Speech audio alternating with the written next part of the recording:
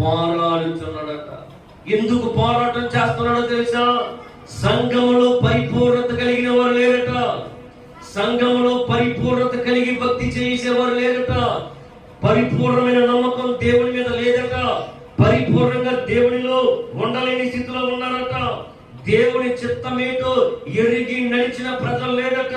అంత వారి చిత్తం, వారి స్వచిత్తం, వారి ఇష్టం, వారి ఆలోచన, వారి పద్ధతి, వారి నడవడిక ప్రకారమే బ్రతికే వ్యక్తులు సంఘంలో ఉన్నారట.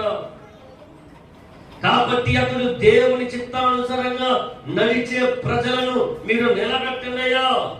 పరిపూర్ణమైన విశ్వాసము కలిగి దేవుని మందిరంలో పరిపూర్ణత కలిగి సంపూర్ణంగా దేవునితో ఉండే బిడ్డలను లేవనెత్తనయ్యా.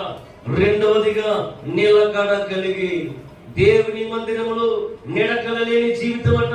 స్థిరులుగా లేని బ్రతుకు, అస్థిరులుగా మారిపోయిన బ్రతుకు. ఒక స్థిరత్వం లేదు, ఒక కట్టడం లేదు, ఒక నిబంధన లేదు, ఒక నియమం లేదు, ఒక కట్టుబాటు లేదు. రెండవది దేవుని భయమే లేదు.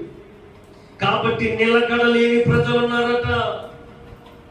కాబట్టి ఈ సంఘము కొరకు ఎపఫ్రా అనేవాడు భారము కలిగి బాధ్యత కలిగి, ఇదిగో కొలసి సంఘంలో ఉన్న ప్రజలారా మీరు పరిపూర్ణులుగా మార్చబడాలి. దేవుడి వాక్యం చెప్తుంది, పూర్ణాత్మతోను, పూర్ణ శక్తితోను, పూర్ణ బలముతో దేవుని ఆరాధించాలి.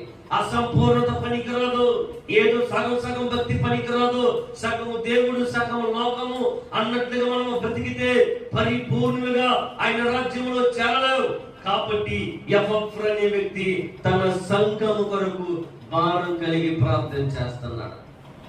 నిలకడ లేని ప్రజలు ఉన్నారని, తన సొంత చిత్త ప్రకారం బ్రతుకుతున్నారని, దేవుని భయం లేకుండా బ్రతుకుతున్నారని, అసంపూర్ణంగా బ్రతుకుతున్నారని, కనీసం